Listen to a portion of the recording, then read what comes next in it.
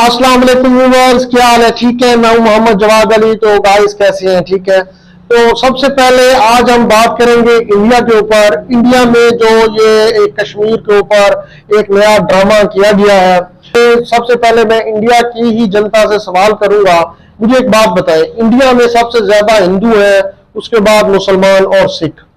तो ये क्या वजह बनी कि कश्मीर के अंदर जो ये अटैक दिखाया गया है, और फिर इस अटैक के साथ जो मतलब कि जिन बंदों की शहादतें, जिन बंदों को उन्होंने खुद ही नाजायज मारा है, उसमें क्या वजह है कि एक हिंदू है, एक मुसलमान है और एक सिख है?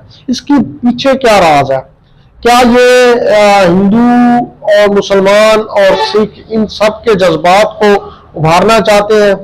क्या ये हो सकता है कि ये इलेक्शन के लिए एक इस तरह का साजगार माहौल बनाया जा रहा हो जिससे मोदी जी अपना फायदा उठाना चाहते हो? देखिए, पाकिस्तान इस टाइम क्राइसिस में गुजर रहा है और पाकिस्तान की जो फौज है वो 30 साल से वो जंग हालत में है, हालत जंग में है। तो उन्हें तो कोई परवाह नहीं, वो हर चीज पाकिस्तान में फौज है, वो अपने अपने काम में है, अपना मतलब उनका दिफाई सिस्टम है और वो अल्हम्दुलिल्लाह बिल्कुल मजबूत है। आप लोगों ने पहले भी ट्राई किया था, उस टाइम भी पाकिस्तान के हालात ऐसे ही थे। तो अभिनंदन सबको याद होगा, चाय भी याद होगी। तो पाकिस्तान को तो कोई फर्क नहीं पड़ता।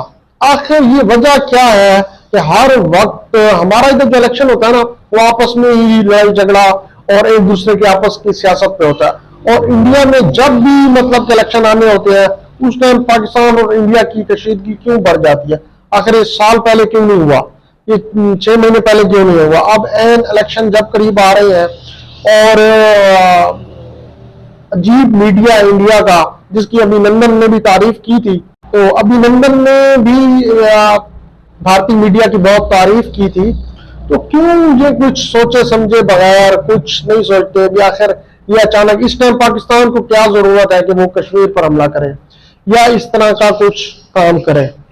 तो इस टाइम आप लोग खुद ही ये अटैक कराकर उसमें एक हिंदू ताकि हिंदू कौम को उभारा जाए, एक मुसलमान ताकि मुसलमान की कौम को उभारा जाए, एक सिख ताकि सिख कौम को भी उभारा जाए, ताकि उन्हें जोश दिलाया जाए और पाकिस्तान के जो मुखालिफ प्रोपेगेंडा है उसे कामयाब किया जाए और कुछ नौटंकी अपने ही इलाके में कर कर और थोड़ा बहुत जो फायर है उसे ओपन करके तो इलेक्शन जीता जाए। तो इससे क्या होगा? इससे अगर उन्होंने कुछ हरकत की तो पहले ही मजा चख चुके हैं, कुछ इधर से फौजी शहीद होंगे और कुछ उधर से फौजी मरेंगे। तो इसलिए गाइस, आपको जरूर इस चीज के बारे में सोचना चाहिए। आप शऊर रखने वाले हैं, आप भी सोच समझ रखते हैं। आखिर क्या वजह है कि इस टाइम जिस टाइम पाकिस्तान एक अफगानिस्तान की जंग से भी निकल रहा है और किसी जंग में नहीं पड़ना चाहता, वो अपनी मईशत ठीक कर रहा है, वो अपने जो इधर है करप्ट लोग उन्हें सेवाएं दे रहा है, एक अपना एहतसाब कर रहा है, वो इस टाइम क्यों इंडिया के साथ जंग करेगा?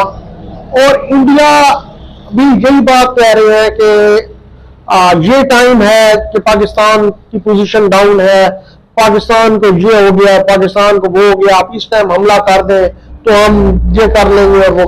भाई, आप आधी रात को भी हमला करके देख लें, आपने करके देखा भी है और उसका रिजल्ट आप खा चुके हैं। और आप हमेशा पाकिस्तान फौज को, पाकिस्तान का एक एक सिपाही, एक एक जवान वो पाक फौज के साथ है और शाना बशाना आपको जवाब देगा। आप ये न सोचें कि पाकिस्तान फौज और पाकिस्तान की अवाम अलहदा नहीं है, ये बिल्कुल एक पेज पर है, एक है। जब इंडिया की बात आएगी तो सब पाकिस्तानी, चाहे वो नून लीग का है, चाहे वो पीटीआई का है, चाहे वो किसी भी जमात का है, वो सब एक हो जाएंगे, एक है और एक रहेंगे। ये हम पाकिस्तानी हैं, हमारे अंदर का मसला है, हम उसे किस तरह सॉल्व कर रहे हैं। और आप लोग अपने नेता से पूछें आखिर क्या वजह है कि इस टाइम एक सिख मरा है, एक हिंदू मरा है, एक मुसलमान मरा है, और क्यों ये इस टाइम हुआ है जब इलेक्शन करीब है? तो भाइयों आपको इसका जवाब जरूर मिल जाएगा। अगर कुछ मेरी बात बुरी लगी हो तो मैं आपसे माजरत करता हूं, और कमेंट्स में मैं तमाम इंडिया वालों को कह रहा हूं, आप इस बात की तस्दीक करके मुझे कमेंट्स में जरूर बता सकते हैं कि जवाब भाई ने बात हकाक पे किया या ऐसे ही किया। अस्सलाम वालेकुम।